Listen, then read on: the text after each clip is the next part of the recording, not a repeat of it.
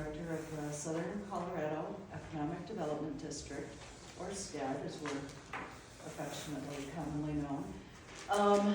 Thank you for being here. We are, I'm going to give you a little bit of background about SCEDD, the role we play in the region and in broadband in particular. This is our fourth or fifth road show that we've had. Fourth? Yeah, we were in Westcliff, Walsenburg, Avondale, down here, we're all over the place. We are, I'll let Paul, because he loves his maps, but, so we are, well, I'm Leslie. Our team at SCEDD, Lisa, our program manager, who works primarily in the 6 eastern counties of our district, and Richard is our broadband and special projects coordinator. He's only been on the job a month, 4 weeks today. Today, hey, he made it. Every day is a treat. So he's still trying to learn the ropes of A, what SCEDD is and what we do, and B, broadband. So be nice to him. And then our fantastic partners, the team from Ditesco, Keith and Paul, they're out of Fort Collins and have been working with us in broadband in particular for the last year-ish on all things broadband. So a little bit of history on that. So as an economic development district, we serve 13 counties, which are outlined there, clear up into Lake County, all the way down to Huerfano, over to back up and clear up to Kiowa and all parts in between. So we have a very large geographic area, very diverse area, you know, mountain towns to the plains and everything in between. We were designated an economic development district by the U.S. Department of Commerce, Economic Development Administration, and charged with helping counties, communities, economic development corps, all of our stakeholders, or all the people who have a stake in economic development in our region. We were charged with supporting those efforts and for taking the lead where appropriate in guiding initiatives and efforts forward. So we do, we're funded partially by EDA. That amount that we get annually from EDA has not increased in like forever. So it's a very minimal amount of money we get from EDA for planning purposes every year. We're funded by, partially by county dues, of which Crowley County is a dues paying member. Part of that membership includes a seat at the table. So we're governed by a board of directors, and each of our member counties appoints people to sit on our board. In this case, we have 2 commissioners that sit on our board from Crowley County. What do we do? We do just about anything for the counties. We do support them in their economic development efforts. We engage in planning, in particular. Every 5 years we put together a comprehensive plan, and that's in coordination with all of our counties and cities and stakeholders. We provide grant writing services, grant administration services. We do just about anything the counties want or need from us in the way of economic development at no cost. It's included in the dues. The counties or cities within those counties also receive the same benefit. So even though, like in the case of Ordway, you don't pay us dues directly, but because you're part of the county pays the dues, you get the same benefit as well. We do specific apply for grant funding, administer projects in specific areas. For example, we're working on a project with Prowers Economic Prosperity, or PEP, and that's just in Prowers County. That's it. And we're doing that, we're working with them on that project. However, there are other regional projects where it makes more sense for us to take a larger look at the problem and the issues that are common between a lot of the different counties or areas. And so we may take those regional, which is what we did in the case of broadband. So that is SCEDD in a nutshell. What else did I not bring? I've gone through this a couple times, so if you have any questions about SCEDD, what we do, my cards are somewhere. They should be there in the box there, and I'll get you some as soon as. And Lisa has cards too. Open door. Anytime you have a question, no matter how big, how small, please reach out. If you have anything, that's what we're here for, to support you in your efforts. On that note, this is a really good segue into, so broadband. A couple of years ago, actually I think I was corrected recently, I think it's about 3 years ago, my predecessor recognized in our SCEDDs, our comprehensive planning process, that broadband was a need, an economic development need in particular, very common across our whole 13 county region. So he applied to EDA for some planning dollars, which applied for, received.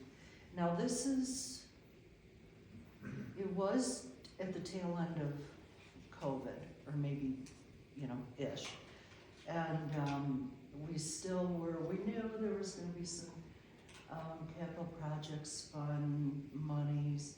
BEAD was starting to be, it was there.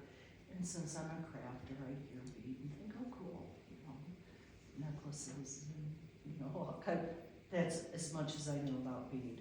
Most of us knew. So we received this money from EDA, joined in a partnership with Ditesco, and started putting together a broadband blueprint that was focused primarily on middle mile. And if these terms are foreign to you, hopefully they'll be clearer as we move forward. So as we're moving forward in the process and doing our road shows and trying to get some input, oh my goodness, all of a sudden the federal, well not all of a sudden, but the federal government said, we're going to award the state of Colorado in excess of $800 million for broadband. It's like, well, that's a lot of money. We can do a lot of stuff with that money.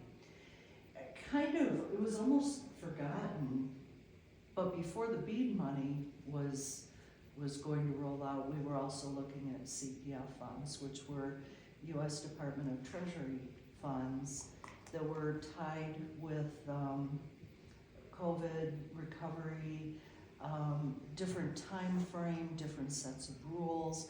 So we're like, okay, well let's look at CPF funding, and then we'll take a look at BEAD once that comes around, which is where we are today.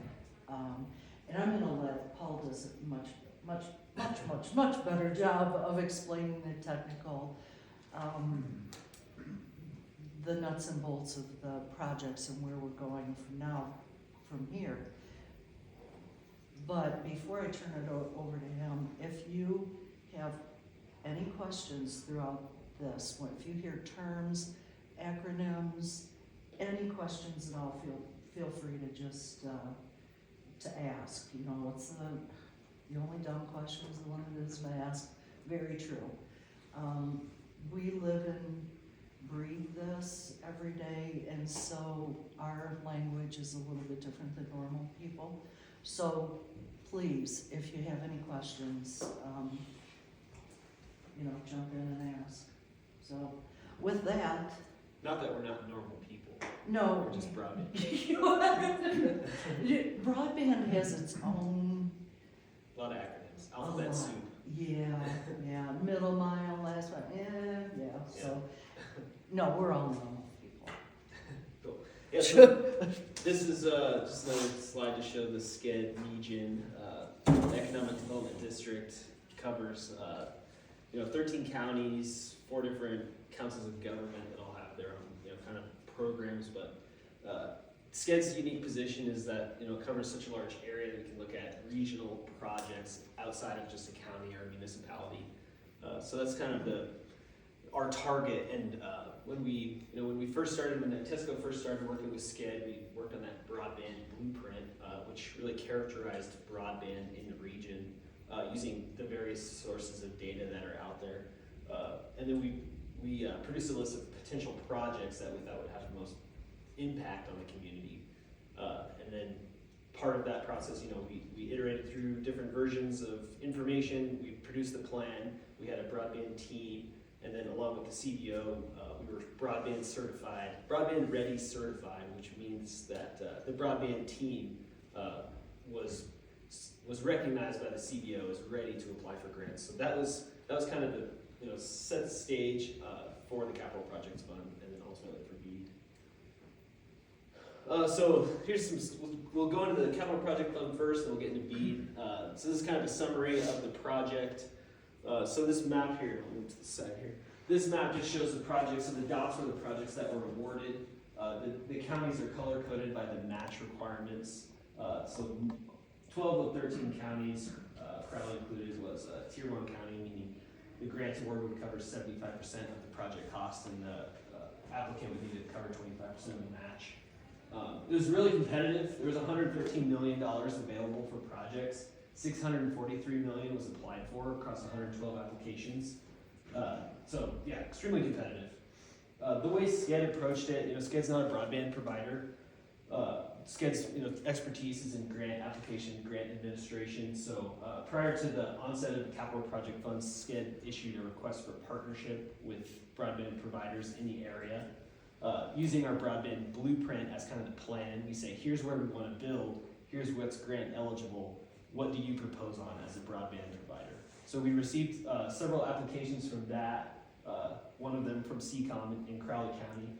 It was a competitive process, so we each on the team reviewed each application and ranked them, and then picked the winners of that through our published process. And then the ultimate goal would be that the internet service providers, CCOM, in the Eastern Plains area, would be the ones that would design, build, construct, manage the network, and SCEDD, as the grant applicant, would dole out the money, make sure it's being spent appropriately, and just oversee the general grant oversight process. But the actual service provider would be the ones that would be providing service, providing customer support, and all that. And feel free to interrupt questions, comments, anything on these that looks surprising to you. Got a question. Yeah. The 113 million, is that federal funds or state? It was federal awarded to the state, and as far as I understand it, and those of you probably talked this more, but I think it technically became state funding. It's a pass-through. We're We're the recipient of the funds, but then we sub-grant it out to these projects.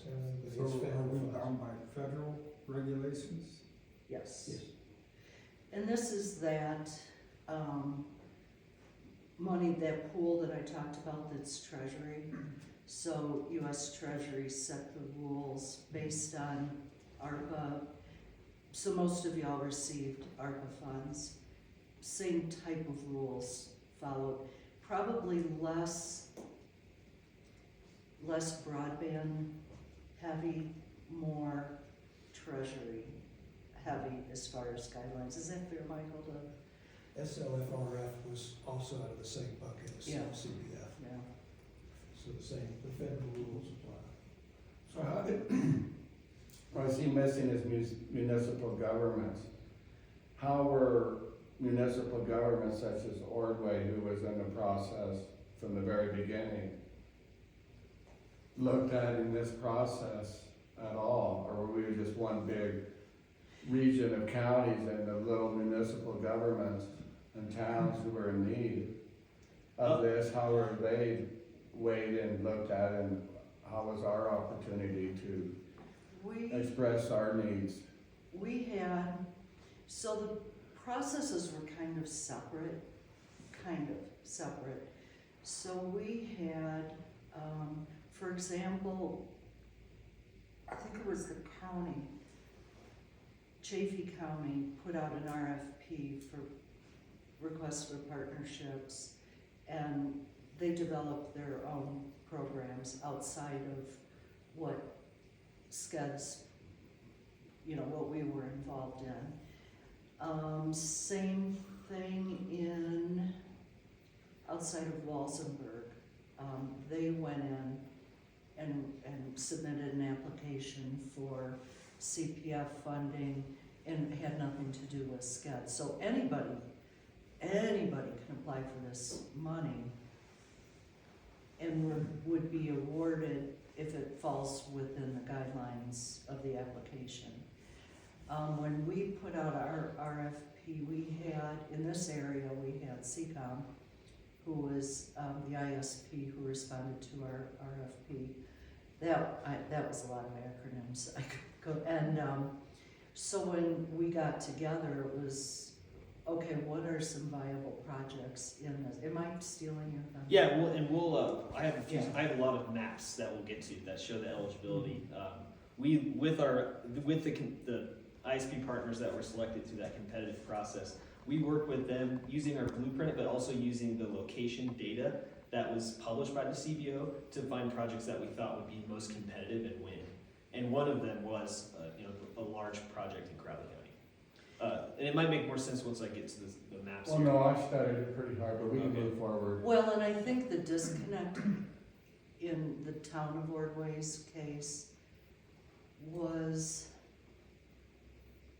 I think there was a communication break somewhere, and that what we were doing and the data that Paul will show us wasn't communicated to Sugar City, Ordway. We were looking at the county and what can we do to benefit the county and make it competitive based on the data that Paul will show us. And I think that's where,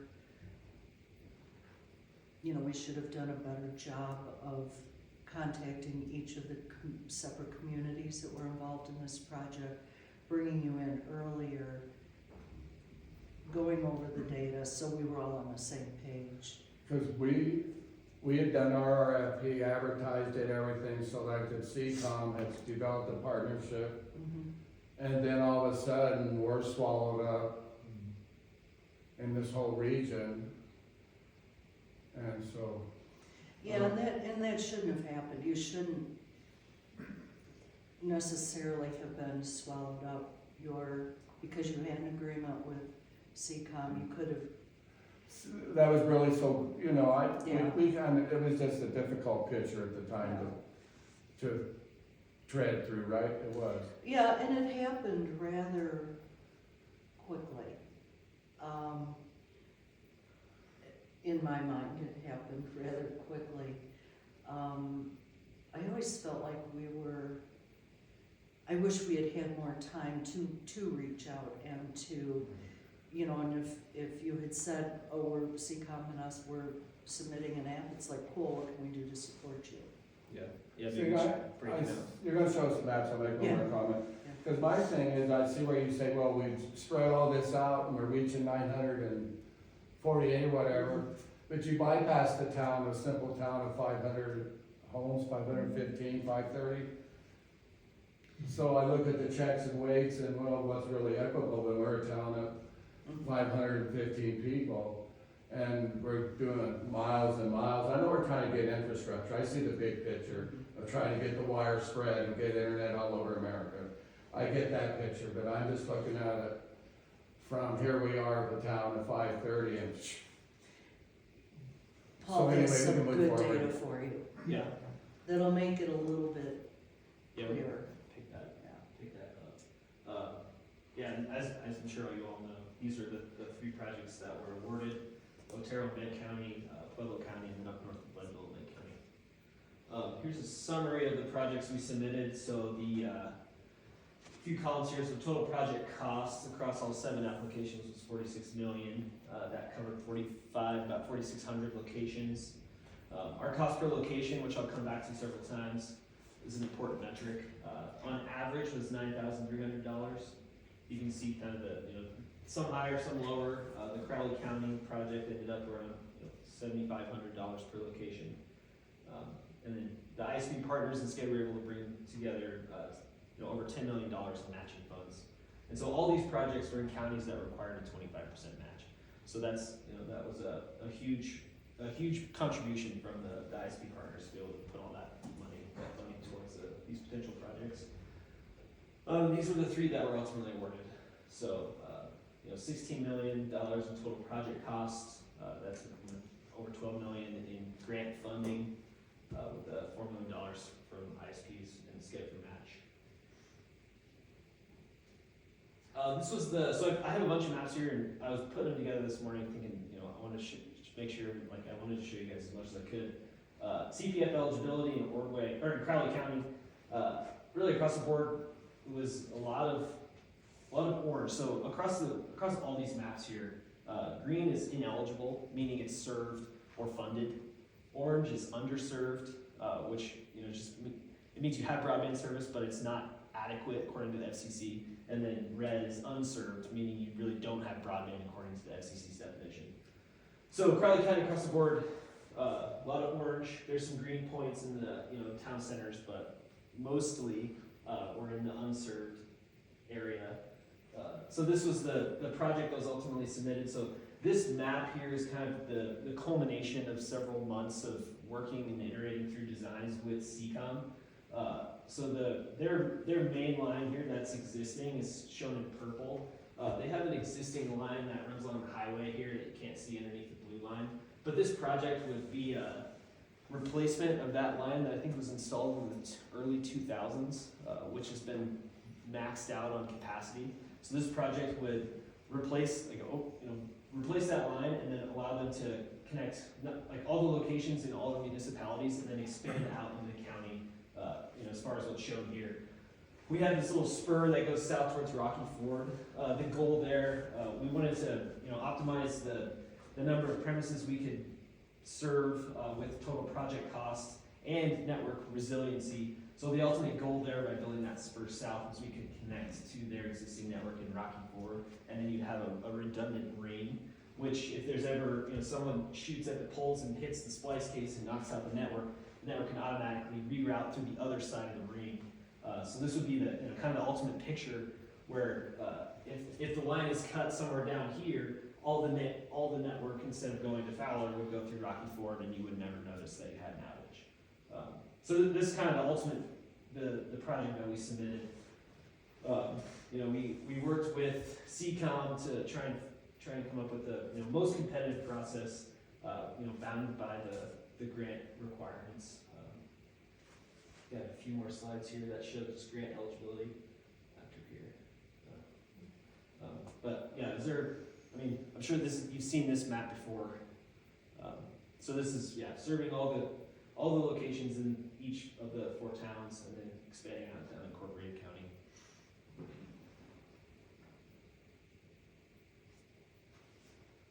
So I think the next slide here just kind of shows the distribution of costs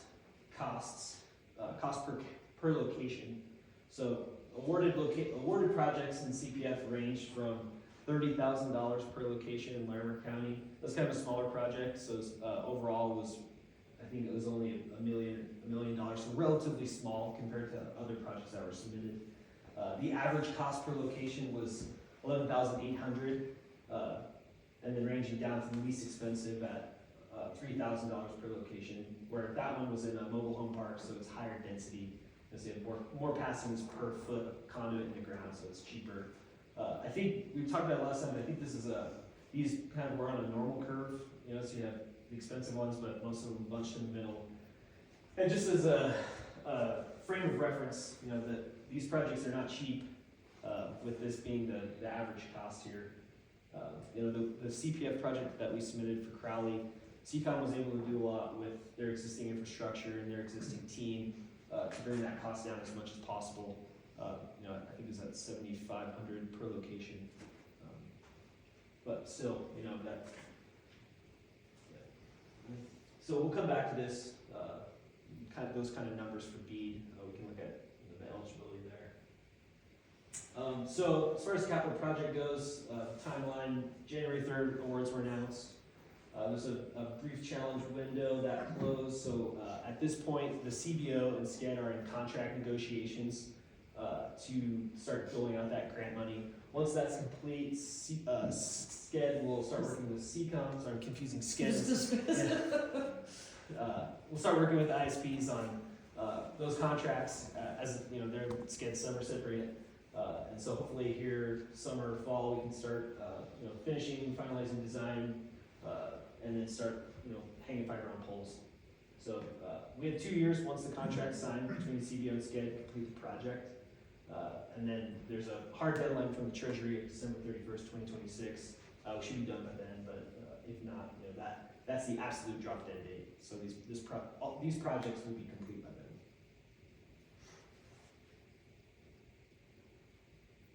And that's what we got for CPF. These next slides are on the BEAD program, and I guess we've talked a lot about it. We were disappointed that Crowley County did not win. We submitted a project we thought was competitive. Unfortunately, you know, it is what it is. It wasn't awarded, but with these next slides, I wanted to show that there's plenty of opportunity for BEAD for this really the same project envelopes. There's plenty of opportunity there. There's more funding. You know, obviously there's way more funding for BEAD than there was for CPF. CPF was extremely competitive.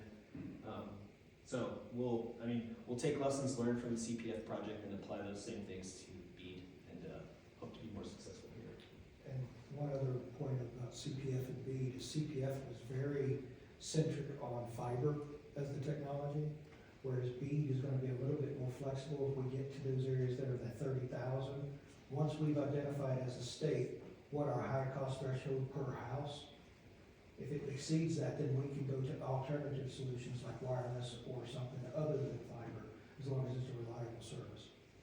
So that gives us a little bit more flexibility as well. Yeah, so this is just a timeline for the BEAD program. So just to reiterate, it was $826 million awarded to the state to connect the goal of 99% of homes and businesses in Colorado. Ideally, all that would be connected by fiber, but like Michael said, the cost there is too high for many locations. So we'll get to as many as we can with fiber, but beyond that, we'll have to use some sort of wireless solution. So extremely rural areas and unincorporated parts of the county will maybe likely be served by some other technology other than fiber, but that's the primary goal, is fiber everywhere. So timeline here. January 8th, they released the eligible locations, so that's what I have on these next maps, the data from January 8th. We just closed out through a location eligibility challenge window, meaning everyone looked at the maps, they saw what was green, orange, red, they picked like, hey, this says it's green, but it shouldn't be, it should be orange or red, so they challenged it. And so that process has completed. And the CBO will take that challenge data, incorporate it with the most up-to-date eligibility information that they get from ISPs, and produce a final list, because it constantly changes, so they're just kind of freezing the list at this point in time, and we'll use that list to apportion funding and apply for and award grants. Right now we're doing SCEDD broadband roadshows. I think a big part of this process is to collect anecdotes from the community on how broadband has impacted your life. That information is super helpful for grant narratives. My kid couldn't do his homework at the house, couldn't upload or couldn't watch a video, so we had to drive to county building to get the Wi-Fi in order to do the homework. That kind of information is super powerful to motivate the team, but it also helps in grant applications. So if you have any of that information, or you know someone that does, we would encourage you to send that to SCEDD, and we definitely will incorporate that in these grant narratives going forward. And I would say that the information that I saw from you would be very powerful to be included into those narratives, because some of that was not there. Right, I mean, it just, Yeah. we get what, it just was a bad thing to happen, it shouldn't have, but it did, and so my question is, what do I do next, what do we do next to go get the next pot of money, make it happen here, because I was hoping, I didn't know who else, to take you right around town and show you all the houses we tore down, we're coming back, we have older people moving in here. Economic development, they wanna get here and be able to do their medical from their house, and they're running for it, and I think we're gonna get the feedlot plant, that's gonna bring us 100, they wanna do 100 beef a day, which is, they're talking 90 to 150 jobs out of the box is gonna come in here. We're doing the housing project out here, 28 duplexes, we have public housing, so for us, we've gotta get this done, and what do we do next? You're gonna show us maps and everything. I'm grumpy, she knows I'm grumpy, it's not gonna mean a whole lot to us, cause we didn't get a drop of money. Right, so I mean, and I understand what's going on, and I get it, but for us, A lot of work It has sucks. been done for CPF that I think we can really just use to apply to BEAD. Like that design that CCOM produced that I was showing, that exact network can be applied for BEAD. And it will be applied for BEAD. so that's just kind of where, Yeah. And there's also a difference from CPF, it was limited in funds. The NTIA, they put together a program for BEAD, we have to show a plan in Colorado how to serve every home or every location in Colorado that's eligible, we have to serve them. So we have to have 100% coverage in our plan. Now, does that look like fiber all the way? It's not gonna be fiber all the way, but we have to serve every home.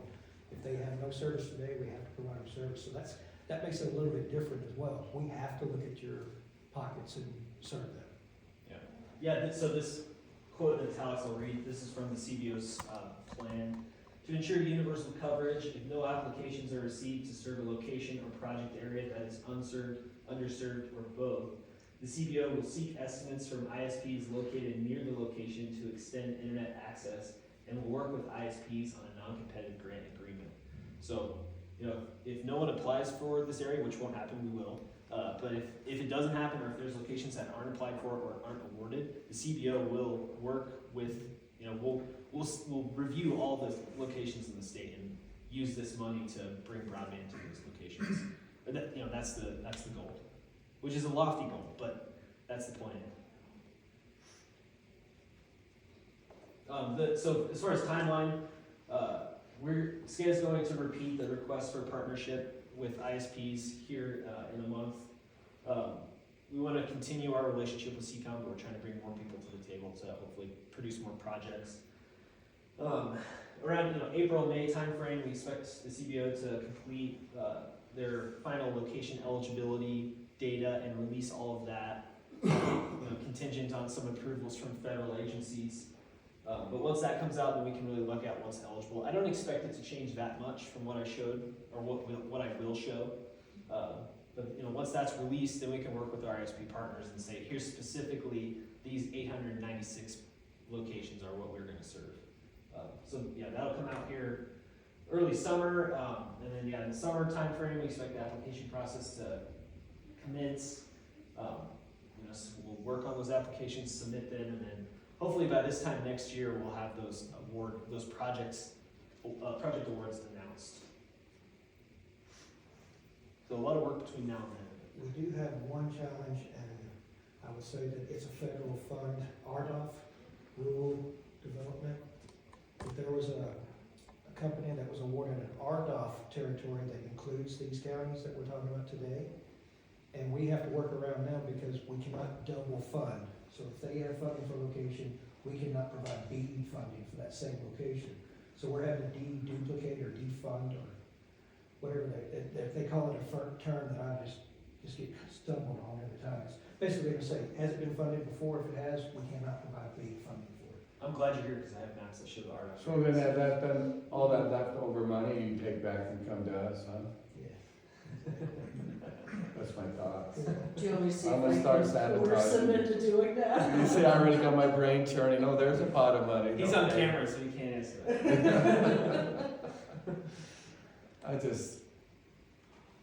And everybody's eligible, I get it, I mean, Yeah, well, so I think, as from what I've seen, or what I've heard, just, working through this process, there's been a lot of comments about RDOF in the area. And I have some maps that zoom in and kind of show what we're talking about, but here's just two that compare the eligibility. So, CPF, there's more orange than there is on the BEAD eligibility, those green points, and most of those green points are RDOF, so they're ineligible for BEAD because they're funded by that other federal program.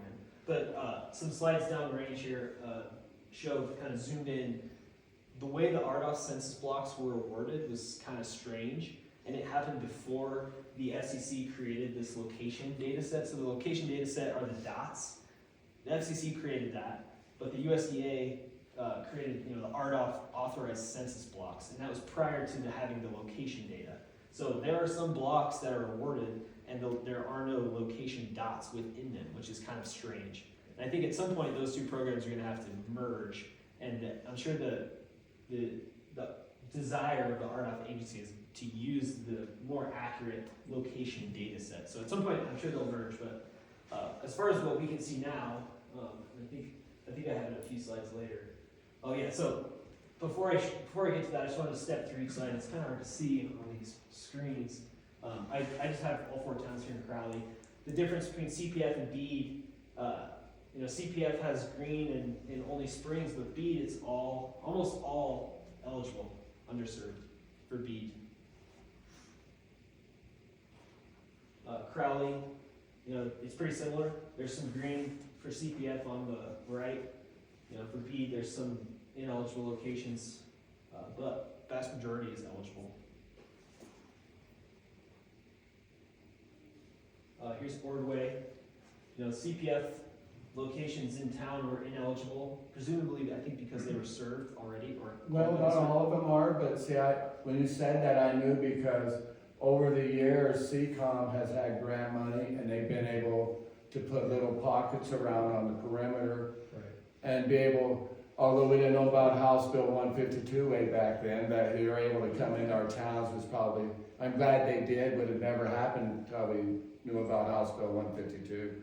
It was just sitting there. So they were able to come in and do some areas within our perimeter that now has made us ineligible. It's not all of those there, but yeah. Yeah, so CPF on the right here, there's green, but it's almost the same as BEAD. There's still eligible pockets that are out there.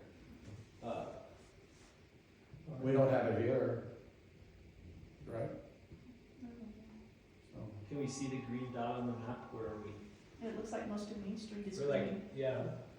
we're right in here, right? Does that mean we're eligible? That means you're We're served, ineligible. presumably. I'll have some slides here that show there's like 6 different reasons why you would be ineligible. One of them is served. The others are PEG funded.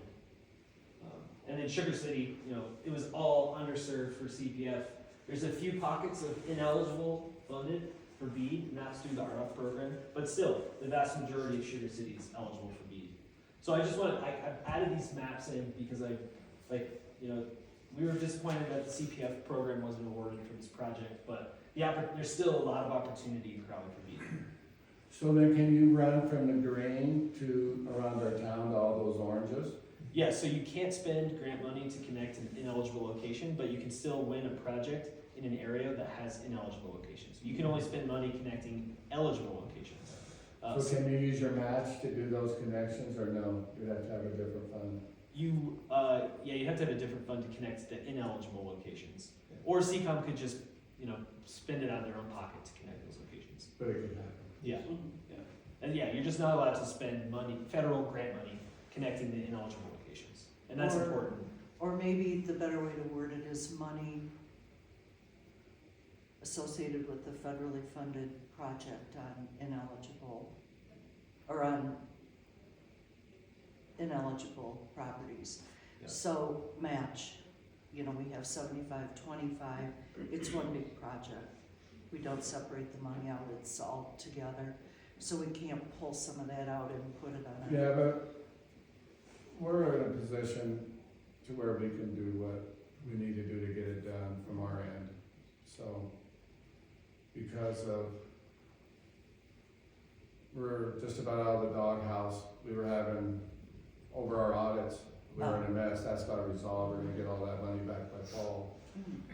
And then, thanks to Mr. Arbuthnot, our Twin Lakes water, the deeds are to the town of Ordway, not to the town of Ordway Water. Oh, So we lease water up there, and so it looks like we're gonna be able to use the money. That money won't be locked into our enterprise fund, you understand all that, right? So, well, and actually, so hypothetically speaking, if there are 100 locations that need a connection, 75 of those, we can use grant funds to connect those locations. But there's 25 that are not grant eligible or program eligible. Just hypothetically, I would think that if CCOM is here connecting those 75, they're gonna give you a pretty darn good rate to connect those other 25 because they're cutting out on mobilization costs okay. and a little bit of goodwill. So I think something can be worked out to make it very cost effective to the city. Yeah, one of the reasons we proposed on the entire, that Crowley County CPF project was all 4 towns in Crowley County, instead of just one of the towns, is that CCOM needed to replace that backbone middle mile segment that runs along the highway. That was installed in 2000, the Beanpole project 2001 to connect the schools originally, and they've stretched that fiber capacity to its max.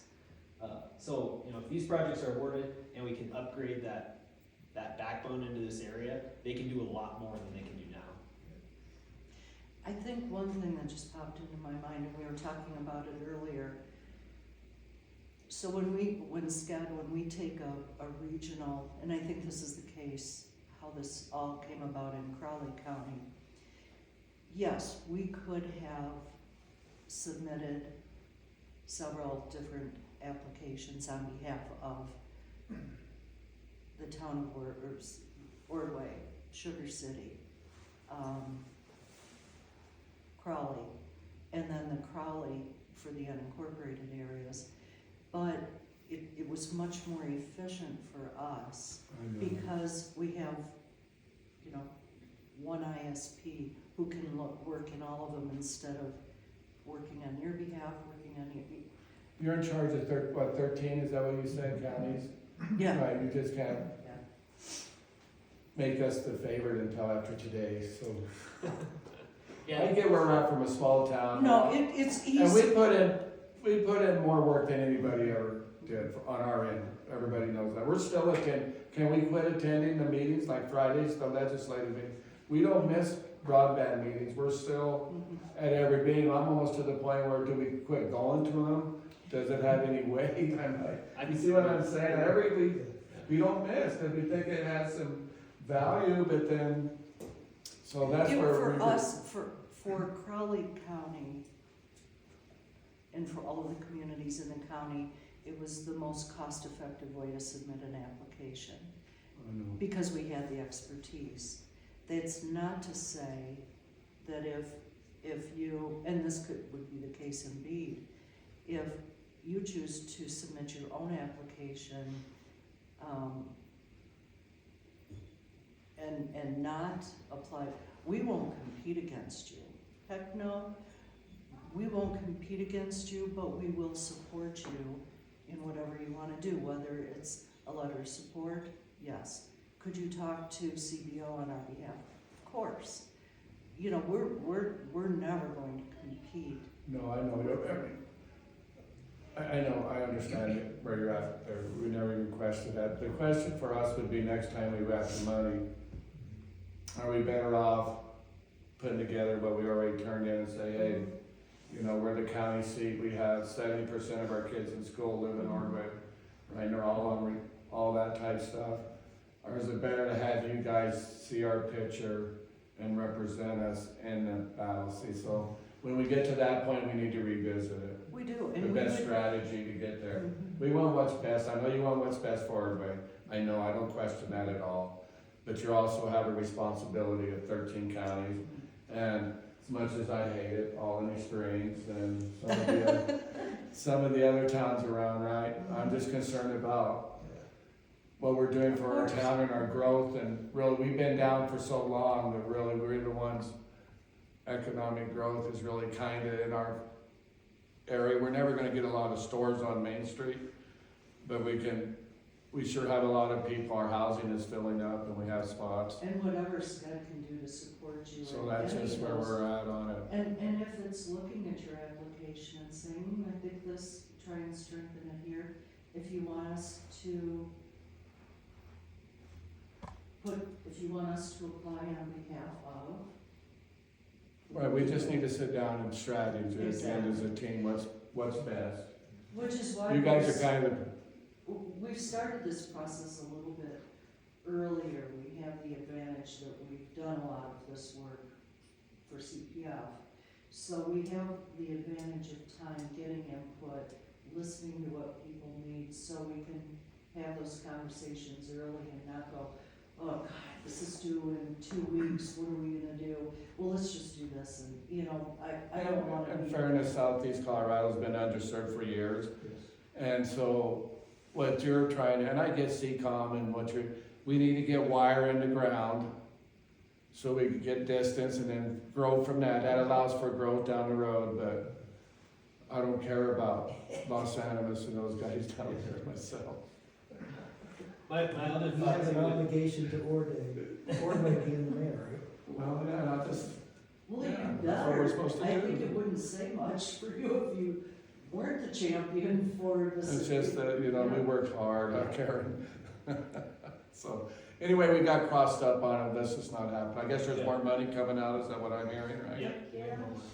My one thought though is that, if CCOM were to replace that backbone and only build to Ordway, the cost per location would go up.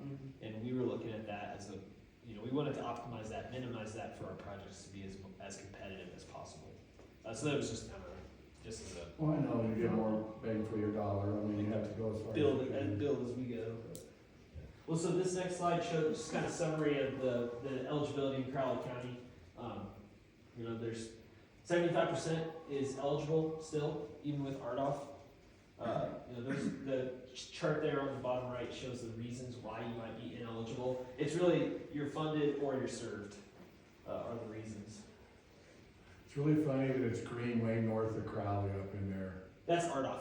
Huh? The RDOF award is So weird. I know, it's just weird, it's just. Yeah. They're not getting service yet, they are funded by federal funds, so we Yeah. cannot count that location as eligible for more federal. You gotta stay away, huh? Yes. Hands off. Yes. Interesting. And we have been working with the company Resound that was awarded that RDOF area.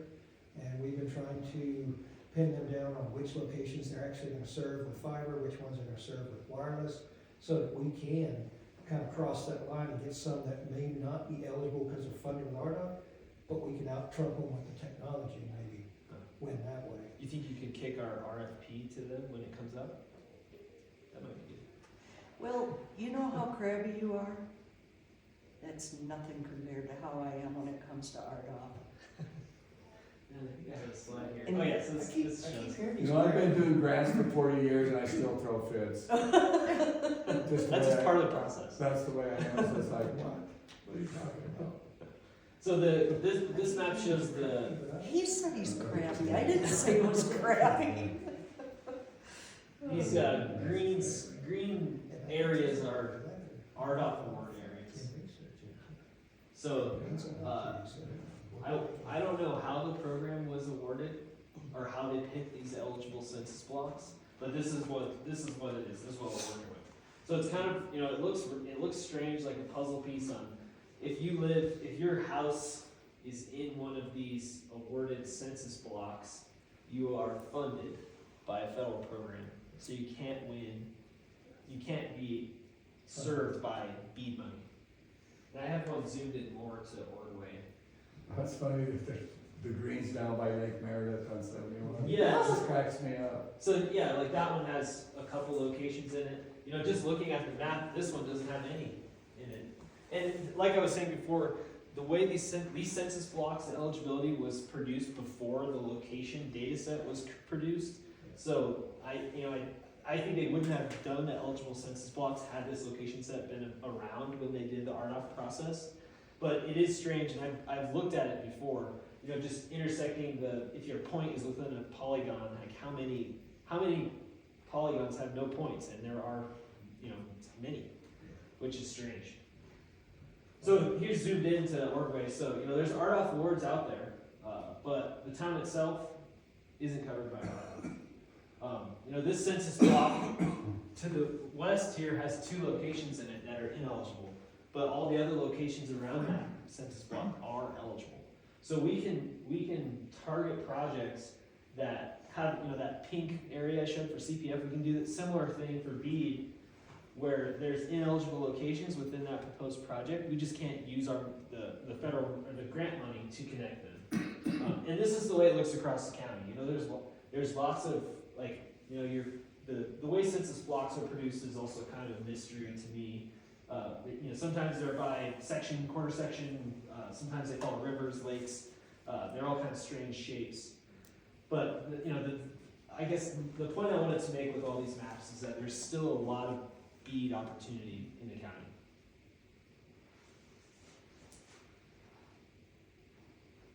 So if it's green, we should have it, right?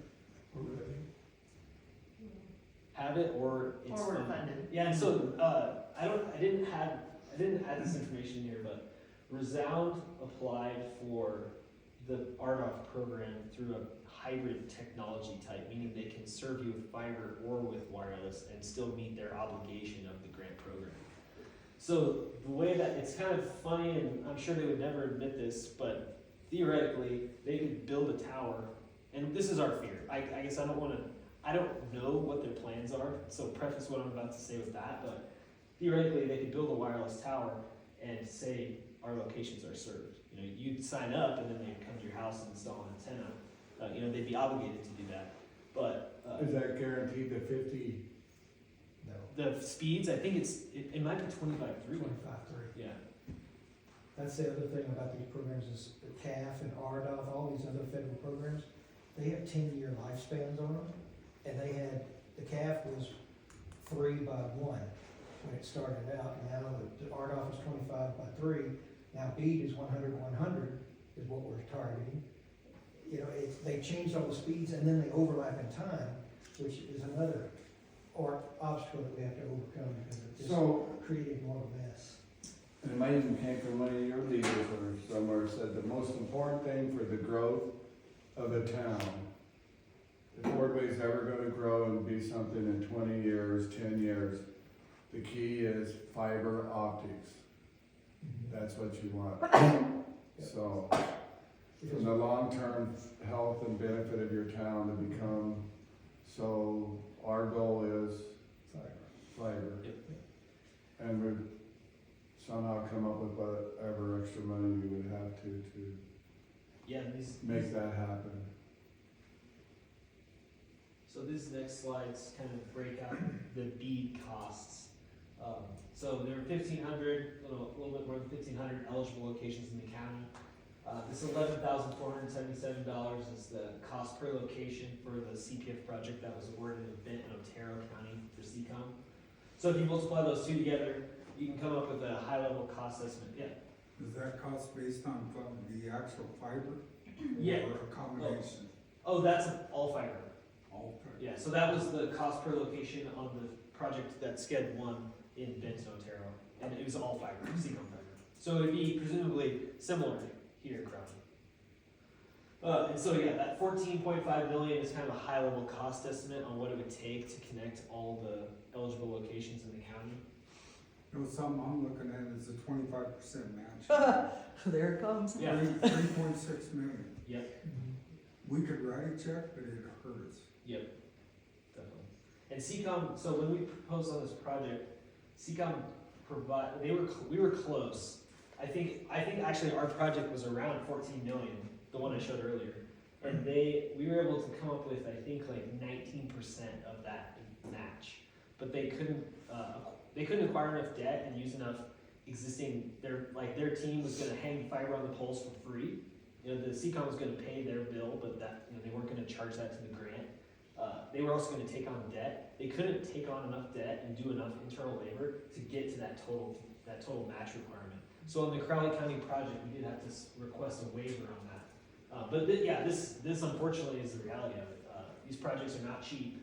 I don't think it's really reality. We are getting ready to turn back a $7 million congressional grant on water project because it went from 1.2 million pre-COVID to 3 million during COVID.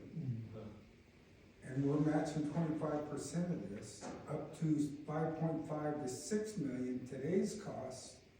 And they won't start the program for 2 years. Who the hell knows what figure they're gonna put on it there? So we're gonna turn it back. We cannot afford the federal money. Yeah.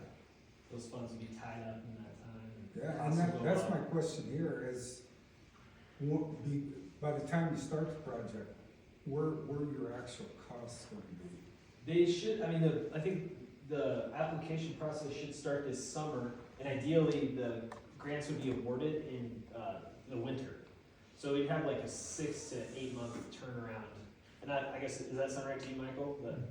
So it'd be, half a year-ish between when you costed it out and when you could start acquiring materials and I getting think contracts. Our project in 6 months, Oh, really? yeah. we had a conversation, and I don't remember who it was with, but industry professionals, experts have said that it appears as though costs have stabilized to a certain extent. Unlike during COVID where it was like, oh, holy cow. Like you said, you looked at a project, your initial cost estimate was $4 million, and then you turned around and because of supply chain or because of cost of materials, whatever, the cost of the project doubled. From what I've heard, it's not quite as yo-yo-ish, and so, of course there's gonna be some fluctuation, but what we come up with in our cost estimate for the application should be pretty darn close. And CPEL isn't here, so I'll put words in their mouth. During the grant application process for CPF, they were saying this is a once in a lifetime opportunity. CPF was 113 million, BEAD's 826 million. So this is the real once in a lifetime opportunity. And they would be, I'm sure that they will do the same thing that they did for CPF.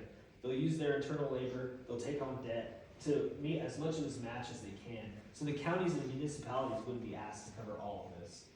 But if you can provide any of that, that would go a long way. See, that's where I'm going, if that's a county cost, to see, and I think he put 1.6 for us as a town, but we were actually closer to maybe 1.2. For us, by ourselves, $300,000 for us to get total fiber optics in our town, that would be a realistic something to weigh, but if you group with the county, we can't do the 3.6 million, but as a municipal government in the county seat and the school, and 7% of our kids, Yeah, if each is that a municipality good can chip in. investment? And We'll pay half, Jared. so,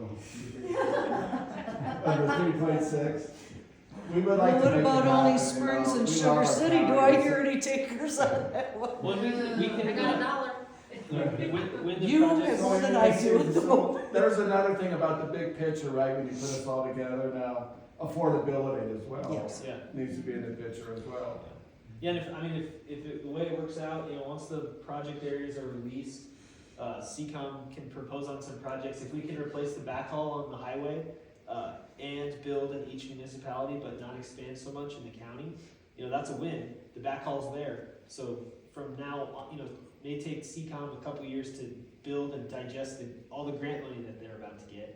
But once that pipe is there, they can extend out, We're going through, it reminds me, it's the same thing as our conduit Yeah. that we're going through now. They're getting the big baseline and then here comes spurs and whatever. That's kind of what's going on with you guys. You're getting wire in the ground, conduit, and then you can get your spurs.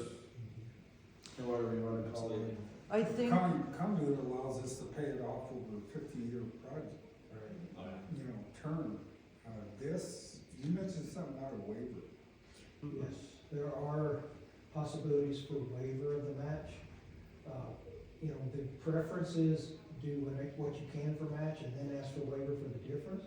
But if you're in an area that's, you know, persistent poverty, economic downturn, or economic distress, you can ask for a waiver of the entire match, And that's and it us. will still be considered. Yeah, Crowley is, and we did characterize that with census data, and, you know, economic data, and we use that in our application for sure. Yep. You know, Crowley's at the top of all those lists, so that, Yeah. that was part of our justification in the CPF waiver request. And another big difference between B and CPF is CPF was primarily for unserved locations, so if it was an underserved location, it wasn't considered eligible for funding. So if you passed it, it was a detriment to your, application, because it wasn't serviceable by that fund. Whereas BEAD is underserved and unserved. So if it's served by a technology that's less stable, it still can be eligible for BEAD, as long as it wasn't federally funded. Yeah, so yeah, the fact that most of the locations for CPF were orange kind of negatively impacted the grant score. Just because there's so much red across the state. But I don't know, I think maybe you hadn't totally confirmed this, but the grant we submitted was competitive, it just didn't quite clear the hurdle. Didn't clear the bar. You know, 643 million applied for, only 113 million available. Well, they broke the rules too, because from day one, it was rural Colorado, and I heard what everybody says, Fort Collins and Loveland is not rural Colorado compared, and we got to short it, all of the counties down there got to short. Did you feel like you got shorted? We got a lot of money, but we could have got more, I We thought. could have gotten more. Yes, that's like, It's funny, yes, I think it was yesterday, we were having a conversation about what's rural. So Richard and I both come from Illinois, Indiana. Rural was, you might have to drive 30 miles to the next town. And you'd still see farms and silos and people and mailboxes along the way. Lots of trucks.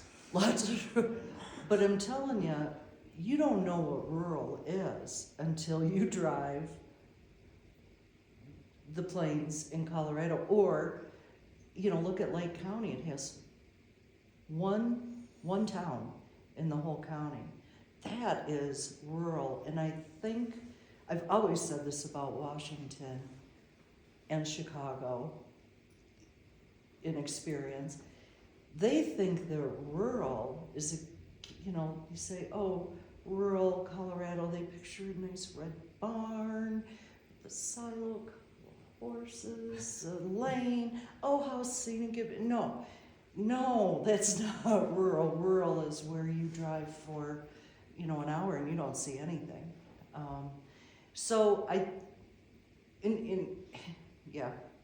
try and be a very strong advocate for true rural USA, rural Colorado, which is the most of our district is very rural, with the exception of Pueblo. and the meetings we were at, Bell and Breckenridge are too.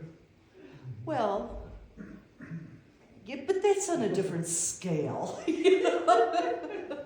Rural Colorado is all based on how good a horse you had back in the covered wagon days. Uh-huh. They could get 5 miles a day, and then someone decided to stay, and out comes down. Yeah.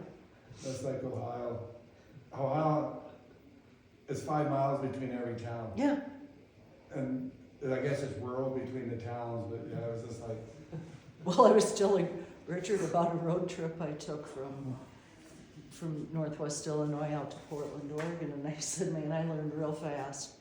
When you see a restroom, once you pass the Missouri River in South Dakota, once you see a restroom, you stop, because you don't know when you're going to see another one.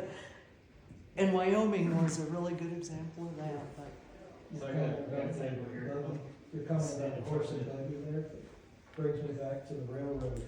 You know why the railroad is 4.5 foot wide, right? I do know that, but I can't remember. Because it's with the 2 horses. Oh, there we go. when you leave town, you go by the south end or north end of this park. Actually, I think Madeline and Ella are doing it we had I think in 1908, where they tied the horses in water, we're redoing it through the Heritage Oh, that's cool. Center, our 1908, maybe 1906, but That's it's a cool. horse trough right there, so. Where see we even qualify for Yes, horses? there you go. I don't think anyone argues the point that this is needed. The 25% match, if you don't get a waiver, does SCEDD have a funding source you can help set up for the counties that can be repaid over a period versus a single payment? I would have to talk to our board of directors about that at our March 11th. Well, I would be in favor of it, being I'm one of those guys. Have any of you followed the bill or the budget that's been proposed? No. It had in there $80 million for IIJ funding offset for grant matches for the state. But now that's competing not just broadband, that's water, wastewater, Yeah. road and bridge and all that. But at least we're getting the message across that there needs to be some more help across Congress. Well, I could see a kind of an RLF, a revolving loan fund for infrastructure projects. So for, yes, Lisa's like, are you kidding me? You told me if I ever said RLF, I was fired. But no, if we could, if we had some seed money, set it up, counties could borrow with an extended, very favorable loan terms, extended loan term. It's a thought. Something there, yeah. Let You me know, ro- Carter County, Well, I 'cause think realistically, it makes no sense to try to run fiber everywhere. Yeah. You know, we don't have the greatest connection right now, but not everyone has a connection that is willing to pay. Once you get off.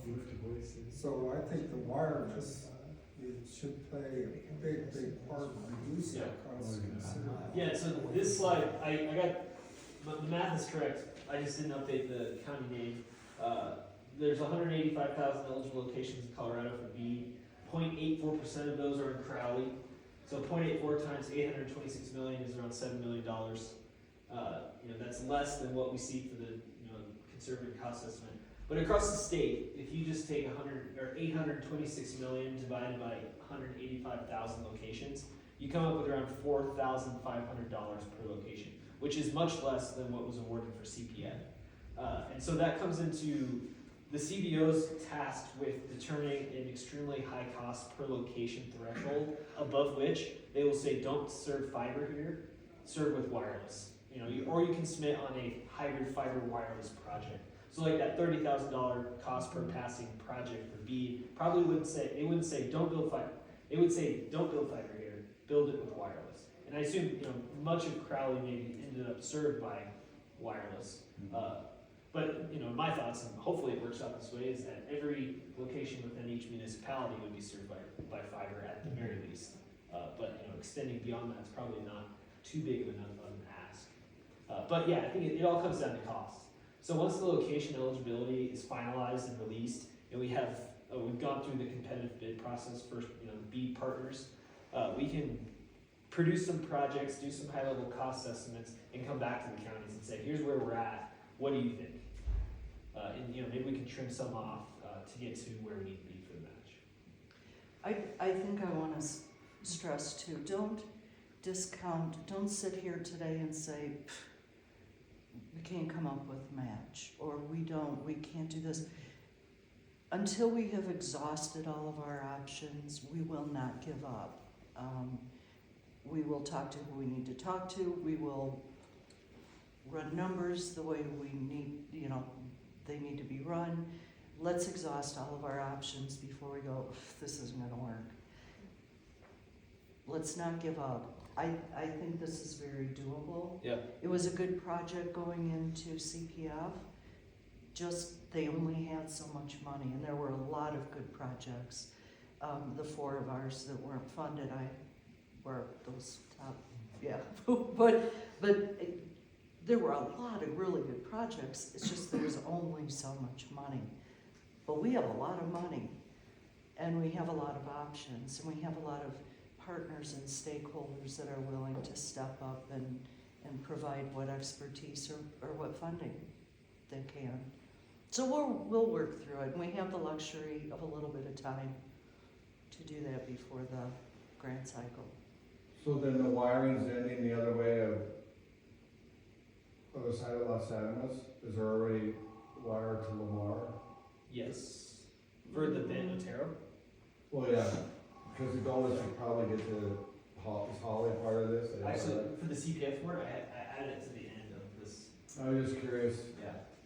So that's the awarded area for Ben Otero. So they have an existing facility in Shiraw. So this project would, right now, they just have a spur going up to Los Animas. So this project will build a ring for Los Animas, and then, for Shiraw, obviously. So that will improve a lot of that'll improve all the resiliency for everyone who's connected now. And I think they do have existing infrastructure in the Wiley area. So they'll just connect to that and make a big ring.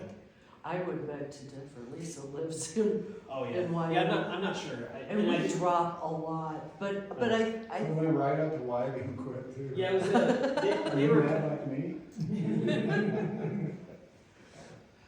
if I remember correctly, Prowers County, we did not submit an application because we didn't feel that the project was competitive enough because it was primarily underserved. Yeah.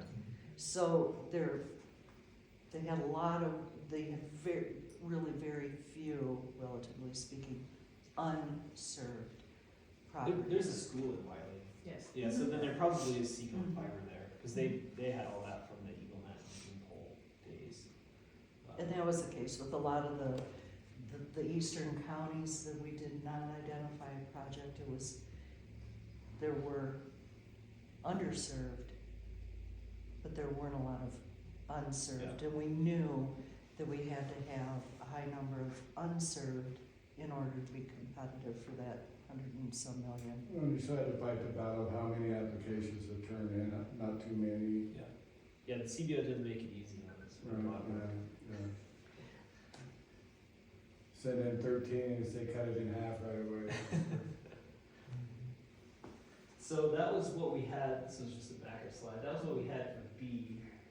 And then I guess any more questions, comments on it? I mean, I think that's a good plan. We'll get the new data set for eligible locations. We'll redo our competitive bid process for ISP partners. We'll design some projects and we can come back to the counties. They'll have the same letter of support requirement. So we'll have a design, we'll make some maps, send it to you, ask that you sign the letter of support to include in the grant application. So we'll definitely have to talk again before we submit B.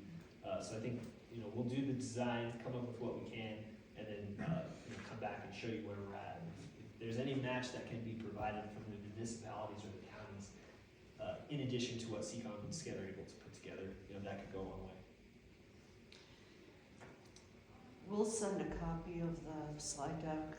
We'll email it to everybody as long as you sign in, please. And then we also have a copy of the recording. If you want a copy of it, just let us know. Richard will send it out or make it available.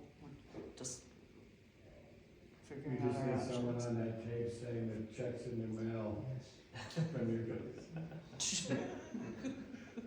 Can we get that taped? Yeah, we did. How's the audio on that? The check and the waiver. Yeah. In the waiver. Yes, in the waiver. I worry more about our part. That's what I'm taking to do. Don't worry until I tell you to worry, Yeah. because I take a lot of that worry on. I got plenty to worry about before this is ready. So let me worry about it. I'll tell you when. Okay. Okay? The match should not be a reason not to submit an application, that's for sure. You can always say no Yes. at the end. Well, and I think we found that with our CPF applications. There isn't, of the 7 that we submitted, there wasn't one, all of the match came from the ISP or from SCEDD in kind. We didn't get any money from any county or city government toward match. and we still won 3 applications, submitted 7. That may have to change this time around, but we'll talk about it before, we'll work through different scenarios and, See, because where we're at, when you start out, the mission is the economic development. I think when you look at such a big region, and probably more from you, is what towns are really doing something to try to improve, to get better, bring some economic development into their town. I mean, we've been Ordway probably kind of since the water deal. We've been this, you know, even though a recent article came out about cannabis coast towns and all that, there's nothing to be farther from the truth than what's going on here. I mean, we're already starting a $30,000 grant to study our streets, to redo all our streets in our town. I mean, I've told you everything that we've done, just a tremendous amount of what's going on. And people want to move here, and the people, older people we have coming out of the west side of town, they have connections in the city. And these people want out of the cities, and they're looking for these small towns to move for, and we're trying to make ourselves appealing.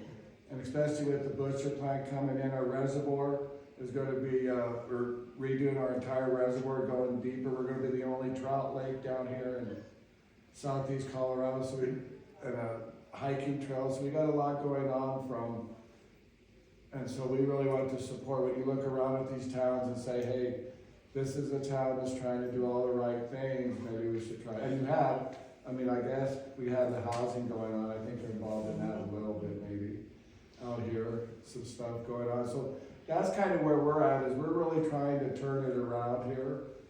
And so without your help, we probably are not going to be able to do it. I mean, the seniors aren't going to move here if they can't get their medical through fiber optics. They're just, I mean, that's the crowd we can get right now.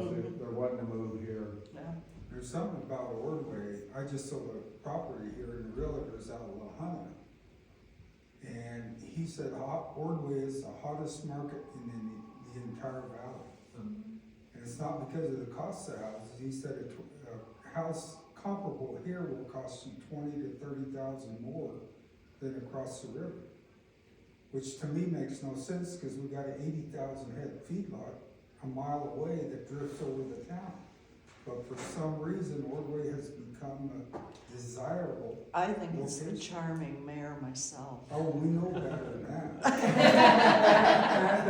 And see, we even have all these lots where we're tearing down all these houses. We're actually going to give the lots away if people want to build on it, because we can get a house with a meter for the red forever, a piece of dirt. If we get a house in Hold there. that thought, save me one, okay? We have some nice ones out here on 3rd Street. Which is a really nice segue into the next topic. Hold on to that lot thought. So, Michael and I, where is he? Michael and I were, he planted this seed in my head that's kept me up a lot of nights, worrying about Crowley County's match and also this workforce development issue that we will be having if we don't do something. So we're looking at, yeah, you may have to advance because I'm not good at numbers. Switch sides. No, I like being able to go. Just keep it in your hand and keep pushing the button. Though I could be bossy. So we have, CPF is a small amount of infrastructure dollars flowing into the state of Colorado. We have BEAD, which is part of the IIJA, the Infrastructure Act, the bipartisan infrastructure law. Millions and millions and millions of dollars are flowing into counties, states, counties, and communities across the country. Who is going to do the work that needs to be done to spend this money in the time frame allotted? That's a lot of work, not a lot of people qualified to do the work. And I'm not saying we need people with master's degree qualified to do the work. talking about someone who maybe has a CDL, or someone who has a high school diploma and knows where to go to get a job, maybe as a general laborer and working their way up.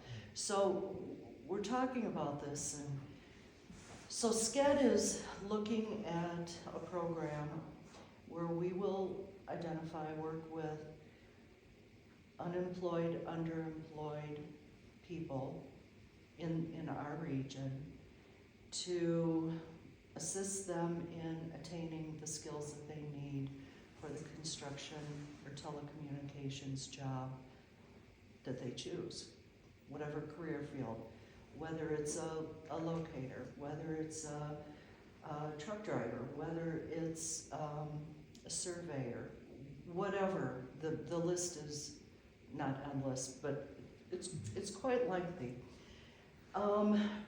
My driving force in this is I want to hire local people to work on these projects, local people that work for local companies. So if there's a construction company, small, that can do some of these civil projects or infrastructure projects such as roads, bridges, broadband, they just don't have the capacity, they don't have enough workers. So what happens if we take these people who want to work, provide them with whatever training they need, match them with one of these companies who, with the additional capacity, will be able to bid on these projects that are coming down the river. Economic growth in our local economies, our local communities. So we're, I would say, on the tail end of designing a program where we have a bunch of different training options. For example, let's say there are, I have to think of something reasonable, 2 people in Ordway that want to get their CDL because they know of a lead on a job with the contractor driving a dump truck, supplies back. Do you need a CDL? Okay. Big. I just didn't want to give a really crappy example. So who's going to come to Ordway to provide those 2 people the CDL training so they can get their the training so they can get their license? Well, our program, one of our program designs is we would take them to where the training is, or arrange to have training coming here and pooling resources. Anything to get that training, which is a problem we run into in the rural areas. There are people, but not enough, that want to go into one field. So it's hard for LCC or Otero College or PCC to design a program and sustain it when there's only 2 or 3 people. So we're designing a program to address that need, so that we can get some activity going and get our contractors trained at capacity so they can bid on these jobs. And Another you're gonna compete offshoot. for those Same jobs you're gonna compete for on your plant out here that they're putting in. Yeah. 'Cause, you know, folks will go for 50 cents an hour, they'll go somewhere else to work, and we don't want that to happen.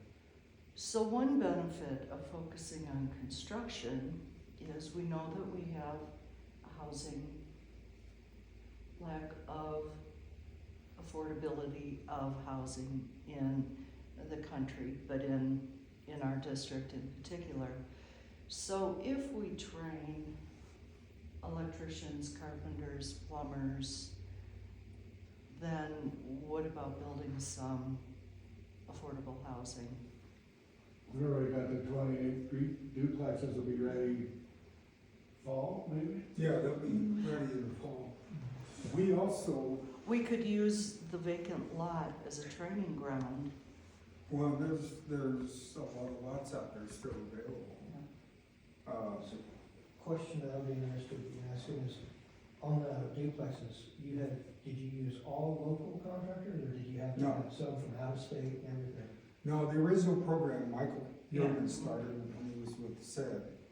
And to get scope of sale,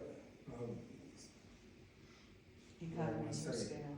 get a large enough scope, we went out, put an RFP out, and this company actually is out of Texas. I think so. I know And they're also Crested Butte, they got an Yeah. office there. And they were able to bid it low enough because of the volume, Yeah. where when we bought windows, we weren't buying 10, we were buying 1,000 to bring the costs down. That program is still going, that's part of this, Mm. what we call phase 2 that we're doing currently. And CSED and Mars set up, we just formed a regional housing authority. So now we are eligible for all the housing grants throughout the region. And we have lots available from phase 1 of the project to build additional affordable housing. So that is, and the intent now is, once Joel gets done with this large project, then we want the local contractors to come in and say, I wanna build a house on that Yeah. lot. And put them, And we can help through workforce development, we can help train, build capacity for those local contractors. So the question Go ahead. would be the timetable on this though, what are we, does CCOM have everything and then they do for subcom, will it all go through CCOM now to? I thought he was moving that No, camera yeah, right up to my face. As the RFP to line up their contractors, how do we, so that's would be, I think maybe we might have one person in the area that might be interested in doing some work. So the question is would be the timetable to try to line these, because I know lots of people that would be good candidates for this kind of work, Mhm. but I'd like to steer them that way. Steer my way. So just on a timetable, Am I gonna regret that? no. We got a guy right now that's looking hard for something else to do. Yeah. No, actually, our workforce development initiative is going to begin soon. We've talked about starting with a small pilot, a couple people, and I'm saying more than 2, just to kind of, test the waters and see what works and what doesn't work.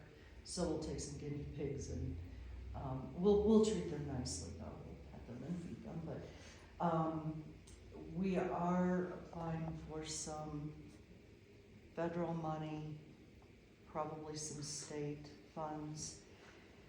We're looking at end of March, April timeframe, and we should be able to turn that around rather quickly because the CBO estimates that, 2026 will be the hardest hit year when it comes to the need for people in these job fields. when you start this program, I'd encourage you to go out in the region and contact people like CSED. Oh, of course. Because you talk about the CDL program, Mhm. we got one running there. Yeah. Instead of 5,000, it might cost you $600. Well, and that's so our partners on the program are all of our economic Yeah. development, all of the community colleges. We have some employers who have expressed, CCON being one of them, who has expressed an interest in flying. We have, I don't know, things have been all broadband lately. But no, we know, I know what it was. We're also looking at, and this is probably relevant in Crowley County, even though I don't know how many of the, are they residents of the prison? Inmates at the prison are local, but we have a captive audience, a large number of nonviolent offenders who are serving shorter sentences, who are due to be released. And what better opportunity to give them than a chance to learn a trade, you know, get to work without sliding back into the bad habits that may have led to their incarceration in the first place. But we had a program in South Dakota, which I won't bore you with, but it was a prison. They built houses in prison and then using prison labor and then shipped them out throughout the state of South Dakota. And we, as the agency I worked for, we were a developer and bought these houses and put them on a lot and improved, you know, added a garage, whatnot. And I was standing outside one of these houses one day and with the electrician. And we're just looking at the house, admiring it. It was almost done. And he said, I used to build these. I was like, in Springfield, which is where the prison was. And he said, yeah. And I thought, that's what it's all about. I'm sitting here with an electrician who just worked on a house, you know, for his employer.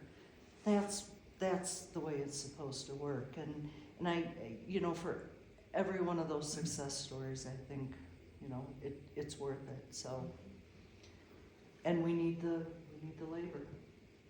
So, An example of, a successful example of that in Colorado is out around Montrose. There's a company out there providing installation for fiber for DMEA and others. They started out with about 10, 15 employees. And now with the mines that have been shut down out there, we converted over 100 miners that had heavy construction, you know, heavy equipment experience. Now they're in the telecom installation business, and they're providing for just, not just Colorado, but other states now too. Well, when you get this thing going, we, up at the county, we have thrown around for about a year, and it come from a group of our citizens that keep an eye on us, was the need for trades in our county. And we've been throwing around the idea of a little trade school type deal where we hire an electrician that comes in twice a week at night, make a deal with the school so they got a classroom, plumber, and whatnot. So, cool. So we could, This could fit right in and help Yeah. develop that. yeah. CDLE, Colorado Department of Labor and Employment, they have grant programs for the planning of those types of programs, and then they have grant programs for actually standing up those programs, getting some seed money to get it started, things like that. So we work this workforce development plan with CDLE under the definition that this is not going to be a standalone always. It's going to be part of the workforce development in Colorado. But right now, Colorado Workforce Development does not focus on telecom. Our new superintendent's big in this. He's actually trying to put together a program to attract people to law enforcement and prison work. And, you know, you take a junior or senior in high school, day he graduates, he can't go into law enforcement, but he can walk into prison and make 50,000 plus benefits, still living at home. And so they want to create that pipeline. Yep. But he's also looking at a solar project because of our potential solar projects. We're going here to where they can teach them that trade in high school, because not everyone's going to college. No, not everyone's going to college. The choices they have today is college, or military. Yeah. There's got to be that vocational choice in there. You left out of jail. don't say that, because I was just thinking, my oldest son went to college, my middle son went in the military, my youngest son The is speaker next to me, easy way to showcase. not in jail. That might be a way to talk to them. Do they have an electrician program? Can they bring the person out here to teach them?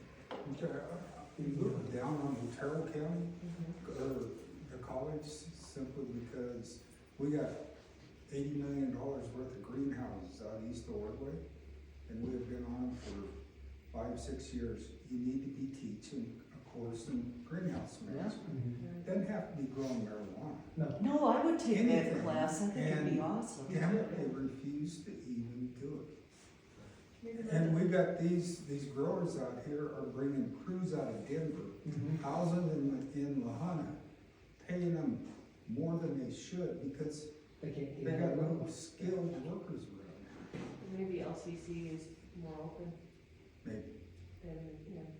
Both institutions have new presidents, so, Yeah, Linda retired.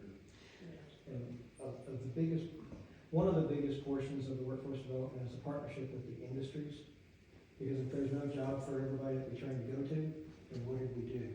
So we're working with different industry partners to try to get that connection. Because, we can guess and we have a good idea of what training they need, but each company has a little bit different. So we need to get what they absolutely need so they can come there and be productive, start out, but then learn the specifics about their company. So I look at this chart, I think we need to get our school involved in this. So, it sounds like this may have been somewhat of a minorly productive meeting. Maybe. Almost. Almost. I Still don't have no money. so- I didn't wanna push my luck, but I think the key, when we talk about, when we talk about workforce and when we talk about broadband, to keeping the communication open. We don't know what we don't know, and so the more we talk and communicate and strategize, I think the better off we are. And SCEDD is here. Let us stay up at night worrying about it, and we'll come to you when we really can't sleep anymore and say, okay, now we need your input. But no, let us take on a lot of this. This is what we do. This is what we like doing. But I think we should keep conversations like this ongoing. Lisa, have fun. Yeah, see, I think we should get together more, even if, you're in Pueblo, right? Uh-huh. Oh, but Even if it's, it's quarterly, even just for lunch to find, we need a better yep, no, agreed. communication guideline to go by, I think, just so you know. We can give you a progress report. We'd like you to come back to do a ride-around so you can actually Yeah. see where we're going, why we want you to invest in our town, what's going on there. We're really trying to, we've got one building on Main Street donated, we think we're gonna get a second one, hopefully. And then we're gonna try to do some of the things of, like Walsenburg, they own the building, they put 5 or 6 shops in the Yeah. building, and they don't Oh, charge the them, mercantile, yeah. and they don't charge them rent, so then these people have their little shops. We try to attract people in, so that's kind of where we're going. As far as, I did 10 years on workforce development. Other than the feedlot mechanics and stuff, I'm reserved to the fact that we are invested in La Junta as the hub to where everybody goes and works and everything. It would be nice if we could get something, but we want to be where they live, especially people went out of Pueblo bad. I mean, they're ready to come here. The first thing they ask is the schools, fiber optics is always a question, the internet, medical care. So anyway, that's just, We'll do what I we think can. every house sold, I'd say near 100% in the last year has been outsiders. That's good. Well, They bring their own money, a lot of them. I would come in, but I don't have any money to bring all that stuff. Yeah. And when you look at that list up there, how many guidance counselors in high school are saying, hey, there's an aerial lineman, there's a mechanic, there's estimators, they're saying computer programmers, doctors, lawyers, they're pushing everybody towards college because fundamentally our education system is graded by how many kids they get to college and graduate. Well, the beauty of our new superintendent, he comes out of Texas where they started his program in the trades years ago. And he can give you examples where, kid went through electrical training and now he owns a multi-million-dollar business. It's just one after the other. So that's our advantage here. He knows the programs and how You're lucky to have them. Can I get his contact information? Because Yep. as we move forward, we're trying to. Well, I just get ready to send him the slide and say, Okay. my question would, well, it'd be his question. Mhm. So they set up, could I set up 5 or 6 different stations where the kids, like last hour of the day, could get training on whatever they were interested, could be brought to them, right? Mhm. I mean, we're trying to develop these programs to cover as many of these needed positions. And you see some of them are showing a surplus at 2026. The reason 2026 is our peak is you've got CPF that ends at the end of 2026, and B kind of starts the year before and goes past to 2027. So that's gonna be the epics of all the jobs required, because there's just gonna be that much construction going on. But you can repurpose some of those. A splicer can be repurposed as a technician can be repurposed as a supervisor. You know, they can continue to Well, the move. thing is if you're a good worker, you're gonna get in with these companies and they're gonna keep you. Yes, That's the key, is it's gonna be a career. You get in there and you prove yourself, they're gonna wanna keep you, and this is gonna be avenues to these kids that are coming out of high school, what am I gonna do for a career with no skill? Now they have their skill, and these companies, Or once you get your even, foot in the door, if you're any good, they're gonna keep you. one position on that list though that I was shocked by was the locator. Percentage-wise, it has the most need than any of the other, like labor has 1,200 shortage, but that's out of 60,000. The locators is out of hundreds, that we're gonna need 643 more. What we are hearing from the ISPs and the construction projects that are going on now with fiber optics is they cannot build because their locates do not happen soon enough. They're supposed to be able to call in and get a locate within 72 hours of calling it in. They're seeing 2-week delays, and they can only mark 1,000 feet a day. So if they mark 1,000 feet and you progress more than 1,000 feet, you're held up. You're sending crews home at the end of the day. Sit there and wait. Yep. unfortunately, that's done outside and maybe in the winter, so I don't wanna do that when I grow up. It's outside, yes. I don't But you do, know, Colorado has a lot of young kids, young adults that they're used to being outside and they're okay with that, especially if they're gonna get paid. yeah. It's probably a good entry level, you know, you learn utilities doing that. Thank you. Start there, you know. That's important. What did he come out? And this slide was a direct, Somewhere down around the CBA workforce plan, right? Is that what it's Yeah. called? San Antonio. This comes from the, 320. this was. I just wanted to make sure we weren't evicted out of town hall because we were How running did you late. guys recruit a Texan? Why? This Was you guy, wanna be out of Texas? I am. That's what I mean, I am. you're asking that question, you're in Colorado too, right? Yeah, but usually you guys don't come and look for us Texans, we just kind of move in on you. I know. And That's- then say we're Coloradans.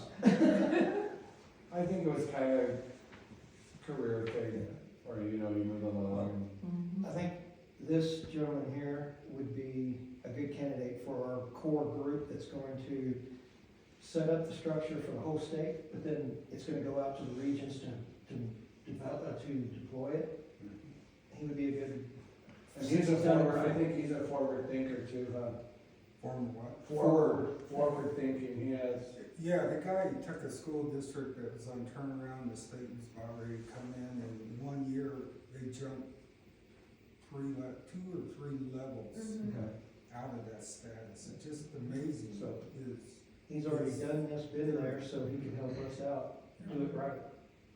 If we get one chance to do it right, and we miss it, it impacts a lot of different things, not just broadband. I don't know if we know where to be the Texas, but. Yeah.